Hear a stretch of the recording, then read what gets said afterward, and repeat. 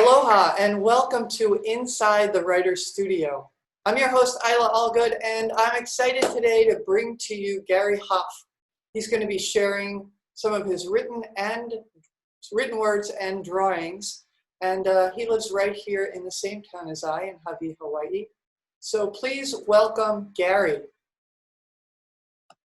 Aloha.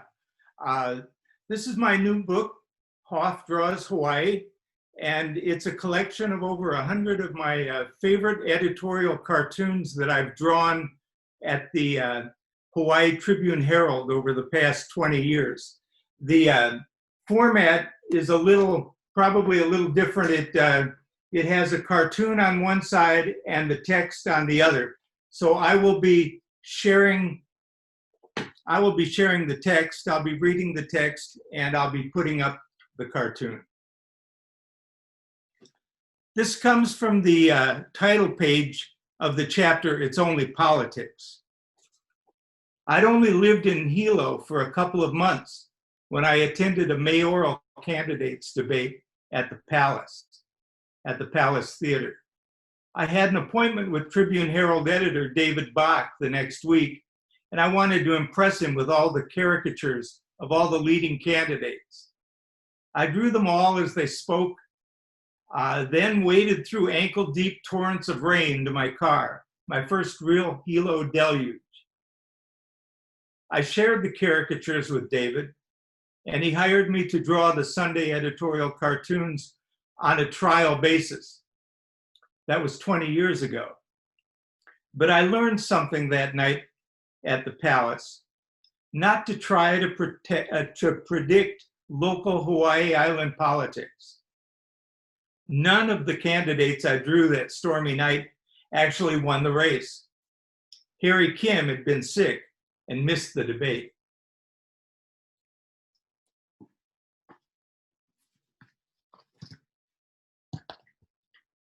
This comes from the chapter Aloha Aina, and it's called Environmental Protection. In an attempt to save the endangered palila bird, the state government decided to hunt feral pigs and goats from helicopters. Their logic was that since the palila eats only caterpillars that live on the mamane tree, it was best to defend the mamane from the pigs and goats, which ate its leaves.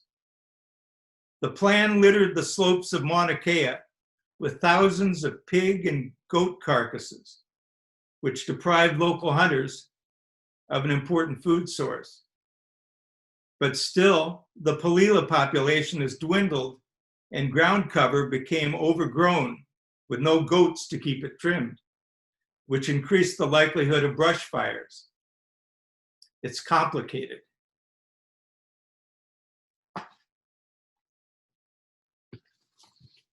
Here's a cartoon from the chapter Only in Hawaii. It's called Your County Tax Dollars at Work. This cartoon was based on an actual incident. As I recall, the story goes something like this. The county had an excess bulldozer they thought they didn't need. So they sold it to a local construction firm at a bargain price. Eventually, the county realized it needed another bulldozer for a project they apparently had forgotten about. So the construction company gladly rented it back to the county for a tiny profit. Nothing to see here. And finally, a cartoon from the chapter Crimes and Misdemeanors called Manhunt in North Kohala. There was a shootout in our quiet rural neighborhood in North Kohala. I wasn't at home at the time, but my wife was. A wanted fugitive and police shot at and missed each other as the man dashed from his car, ran across a neighbor's yard, leapt the barbed wire fence, and disappeared into the back cow pasture. Despite an extensive search, he was nowhere to be found. For nearly 2 weeks, we cast a nervous eye towards that pasture. eventually, he turned himself in at the South Kona police station 11 days later. Thank you so much, Gary. Thank you. Well, that was the first time we've had an illustrator, illustrator/writer on the show. And that last one hits really home for me because I live in the neighborhood where that manhunt was happening. Yeah. And I love your the way you capture so much with just the one picture. I wondered where did you first start with your drawing first? Let's start with that. Well, basically, when I come up with an idea, the hardest part of any cartoon is to come up with the idea in the first place. So once I have an idea, I do a simple sketch in blue pencil, which doesn't photograph, and then go over it in pen. So it's the process probably lasts a couple hours, 2 or 3 hours. But the hardest part is to find the idea in the first place. So let's go back to little Gary. When did that person first pick up a pencil and want to draw or paint, or how did it start for you? I think my grandma used to whittle little pencils and spoke Norwegian in her farmhouse and let me copy pictures that they would get, like Red Man Tobacco baseball cards and images from historical paintings and stuff. So I've been drawing since I was just really a tiny kid, and became interested in how words and pictures can work together, to enhance each other. So I became interested as a teenager in comic books, and then in growing up in the psychedelic era in comic books, underground comics, and I drew a few of my own, and that's how I started, and I've been pursuing it all my life. So it started at Grandma's house. That's very sweet. And you and I grew up in an era where we didn't really have much media. Our entertainment came from things that we could do that were simple, right? Around the house or. That's right. Right. So a pencil was usually accessible. Paper, even if it was on the back of something that was written or in the side of something, you found someplace you could do your drawings. That's right. That's right. Yeah. So, yeah, I have my grandmother to thank for that, and my mother too. My mother was a graphic artist, but she ended up in Wisconsin, which didn't have as much need for a graphic artist as Forest Hills did. Did you like to read comic books, or were you more interested in copying and drawing like that? I learn like a lot of kids learn from copying. And I think nowadays, people sometimes, teachers discourage people from copying because, they think that it's, hindering their originality. But that's, I think, the way all artists learn by copying others. So I learned how to copy before I learned how to develop my own style. You remind me of my parents sitting at the kitchen table, and they'd both be drawing, and they'd often copy. They'd be, doing Mickey Mouse or something, copying some other technique, but it didn't matter because it was still, like you say, it's still your version of that, and that's how sometimes that's a great way to learn. So thanks for sharing that.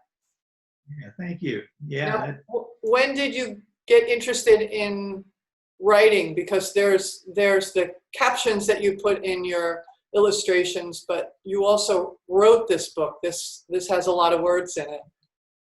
Yeah, it has more words than I had expected at first. But I think when I was in a freshman in college, my English teacher said, at that time, I was starting to draw the cartoons for our local newspaper, our local college newspaper. And, she told me, you should be writing articles as well as drawing your cartoons. And so that kept with me, even though I was more drawn to the actual physical drawing part. The storytelling became a real part, I think, once I got into college and then out of college. Mm-hmm. Are a lot of your illustrations one board like what you showed us today? A lot of them are. A lot of the editorial cartoons have that format, but I also, back when in Iowa, back in the 70s, wrote a series of comic books that I illustrated, which I guess now you'd call a graphic novel, but back then it was just an underground comic about King Arthur. And so that was when I started really feeling I could write as well as draw. It takes a while to get a certain confidence as far as drawing, and then another kind of confidence as far as putting words down. Right. Yeah, I really appreciate that ability as somebody who can draw stick figures at best. I love the idea that you can have this skill and talent. It's a combination of training, right, and artistic ability, and then also sculpt something with the words and then find a way for those to work together. Right. It's you see that in a lot of tremendous visual art, like illuminated manuscripts, how letters and words can become beautiful designs too. And so, I've been interested in how they work together. As an art history person and an artist myself and a writer. So you studied art history in college? Yeah. I was.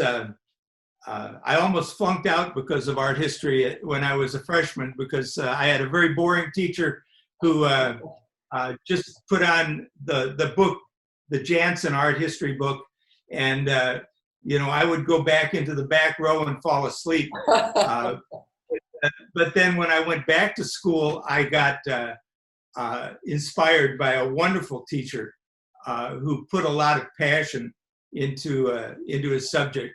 And it was a difference from black and white, new to old. Suddenly everything came to life. And whether it was a Northern Renaissance or Japanese calligraphy, he put real passion into it. And that's how I started learning about and loving art history and realizing the connection between what was done before and what all of us were doing and are doing at the time, at our present time. Right. That connection from the past to the present. Yeah. I never. We could probably talk about that for a couple of hours, but so tell us what's next for you. What are you working on, or what are you dreaming about, or ideas that you might have? Well, next, really, since I'm retired, my next big project is next week's cartoons for the Tribune-Herald. So I've been now working, of course, from home through this period, and I just am trying to keep working on new projects and just actually doing my weekly cartoon. So that's a lot right now. No. Yeah, I understand. There's so much changing about our society, from our little community to the whole world. we're in transition, Yeah. so we just kind of take it a day at a time, right? Yeah, that's right. Yeah. That's right. Now, for somebody who might be watching who said, "Oh, gee, I didn't think about doing that," what would you recommend to someone who might be thinking about they'd like to do this? To be an editorial cartoonist, I think you have to have an interest in politics. Hmm. You have to enjoy looking at people and picking out the characteristics that you can caricature Hmm. to make that figure a little bit more humorous and also identifiable. And then choose some artists, cartoonists, and other artists that you like, and then begin by copying them, and then pretty soon you're going to evolve into developing your own style. And then you just have to find the right publisher, right, or find the right place that will, allow you to go to share your work with the public. So. Well, I think, today with the internet, social media, YouTube, for people just getting started, maybe they can put it out on social media and just see how people respond to it, right? Before trying to land a job and actually get paid for it. There's probably, yeah. True. Yeah. Yeah. Yeah, and as you were talking about, how you look at something, that last image that you had of the situation that happened up here in North Kohala with the police and the gunshot, I loved how you had the cows all over the place, because, we are country, and that really emphasizes how this is a rural community. There's cows everywhere. Yeah, there are neighbors here. Yeah, yeah. Well, thank you so much, Gary, for sharing your work and taking the time to have a conversation with me. Thank you. It's been my pleasure. I'd like to let people know, if they want to know more about the Hawaii Writers Guild, to go to the website, hawaiiwritersguild.com. And then there's also a Facebook page, Hawaii Writers Guild Facebook page. Until next time, aloha, everyone.